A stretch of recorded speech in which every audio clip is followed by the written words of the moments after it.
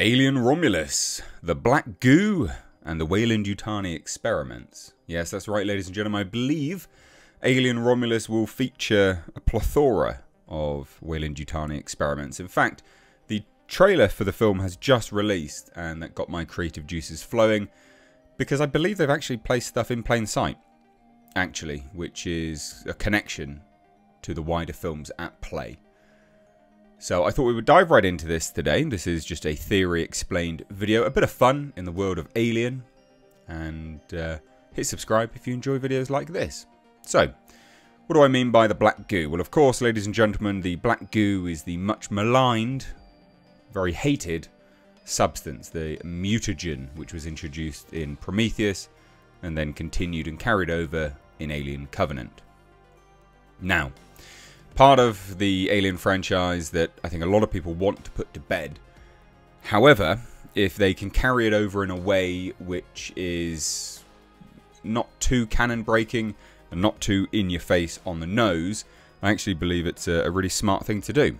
So, what am I talking about? Well, ladies and gentlemen, in the trailer to Alien Romulus, at around the 34-second mark, we see Andy, the synthetic android, kneeling down in the blue mist, a blue, almost stasis field, which is, again, very reminiscent to the stasis field on the derelict.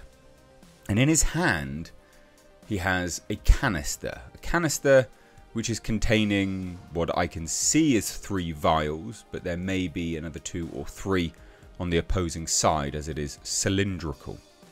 So it actually looks like he's holding 6 or 4 vials within a canister. This is something he's protecting. He's putting it down on the ground. And in those vials, there appears to be what looks like an injectable form of a mutagen, a black substance. I'm going to say this is the mutagen. I believe this is the mutagen. We know that Weyland-Yutani has acquired a specimen in this movie, and logic would dictate they are experimenting on it.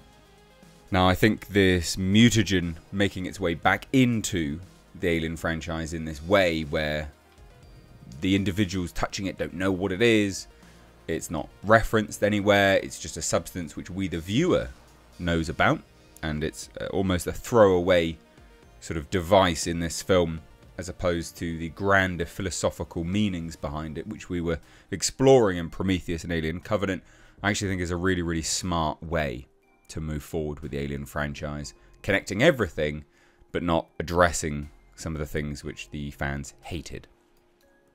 Now, the other thing which I wanted to point out in this trailer is very clearly what we see at the roughly 50-minute mark, 50-odd minute mark, which is a tunnel where there are not eggs, they are incubators.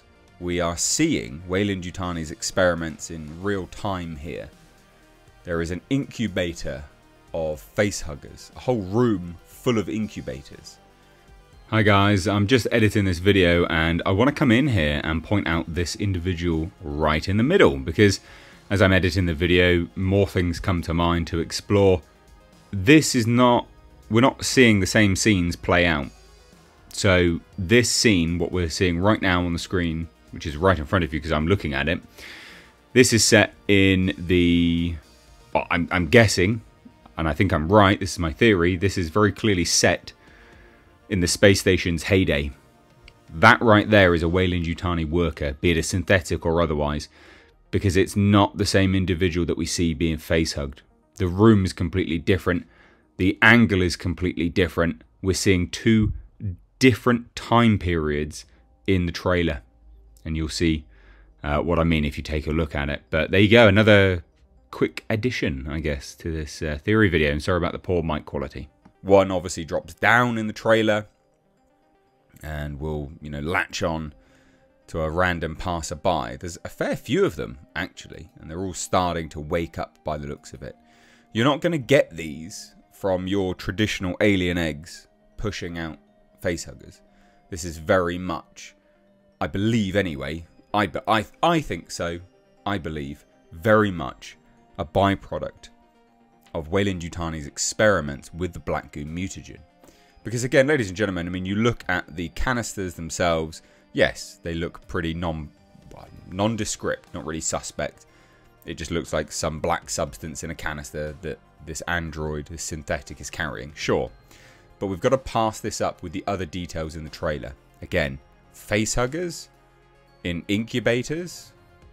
How would we have that in the world of Weyland-Yutani and Alien, unless they were experimenting on the black goo mutagen? We know as well that these facehuggers are very different. They are not the same facehuggers. We know that they are much, much, much more vicious, much more violent. They have barbs, in fact, on their sort of fingers, whatever you can call them, legs, toes, whatever you want to call them. And in fact, actually, we see that at around the 43-second mark of the trailer, with a character who is scanning herself with a chest burster about to pop out. We can actually see the damage that these facehuggers have done to her face. Now, initially, I actually thought that that was a byproduct of the black goo mutagen. But I believe now, looking at it, that it's more so these mutated facehuggers have scratched her face up. It's exactly where the sort of toes, the fingers would grasp on her face. And because they're barbed, they've got extra sort of weaponry to hold on. And as they've obviously pulled the facehugger off, or allowed it to impregnate and then pulled it off later, or tried to pull it off, should I say, the barbs have dug into her flesh and moved forward and obviously ripped some of her skin.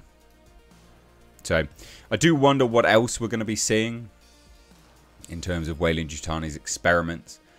I don't want a repeat of Alien Resurrection in this film. I don't think we're going to get that. I think what we can see here is a pretty subtle nod to, the prequel films and that sort of connection with this black goo mutagen. I don't mind having one or two, I don't know, one sort of xenomorph variant or something along those lines. I think that's fine. I think the subtle variations on facehuggers is fine. But I think this is a really, really smart way to actually expand the lore outwards in a fairly smart way, actually. This sort of black goo mutagen, yeah, it is something which exists, unfortunately, in the Alien franchise. So how can we connect it in a way which makes sense and isn't so off-putting for fans? That is what I think that they have managed to do here. And I think this canister is something which they found. It's not something which they went there for. I think they found this. And I think the black goo mutagen is something which they may have read up in files. I mean, it's interesting that the synthetic is holding it as well, remember, because we've got the connections with David there. The fact that the synthetic is carrying and very clearly interested in this mutagen, I think, is quite interesting. But maybe they just read up on it, and maybe there's someone which they could help with it, potentially. We don't know what they've managed to do or synthesize based on this mutagenic substance. So there you go. Fun explained video, or theory explained video in the world of Alien. The black goo mutagen, I would say without a shadow of a doubt, that is it. I firmly believe that is the black goo mutagen. I could be wrong, obviously. This is just my thoughts and theories. But let me know what you guys think down below. I'd love to hear your thoughts. So please do let me know. What is it that you'd love to see in this movie? Let me know that as well down below. Did you think the trailer was good? Drop it down below. Cheers, guys. If you enjoy what I do here, support further via Patreon. You can find the first link down below in the description box. And you can help out for as little as $2 a month. Cheers. Take care. Bye-bye now.